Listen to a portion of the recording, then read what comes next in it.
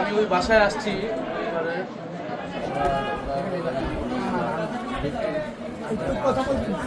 এখন এটার কি অবস্থা?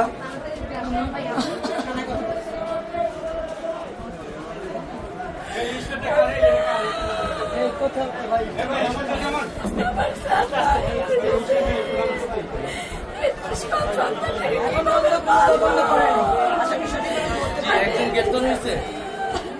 আমি গ্রেপ্তার করে দিছি 48 ঘন্টা পার হয়ে গেছে, কিছু হয় না। ওইদিকে রাত্রি ধরে দিছি। আমাদের কাছে সব ধরনের আলামত দেওয়া হয়েছে, কিন্তু এখনো পোস্টমর্টম রিপোর্ট আসছে, কবে আসবে? এটা কোথায়? ঢাকা মেডিকেলে? এটা কবে আসবে? কালকে আসবে? তো দ্রুত আসবে।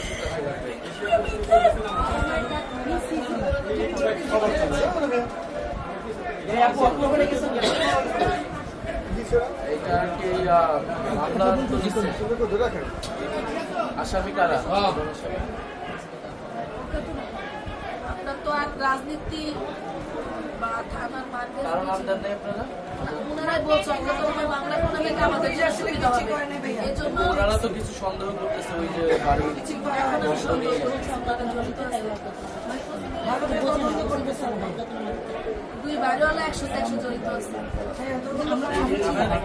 আমরা সবাই জানি। আমরা নিতে চাই না, আমরা যখন দিয়েছি সবাই আমরা নিতে চাই না। আমরা পুরো এলাকাবাসী নিয়ে যখন থানা ঘেরাও করছি, আন্দোলন করছি, তখন মামলা নিচ্ছে।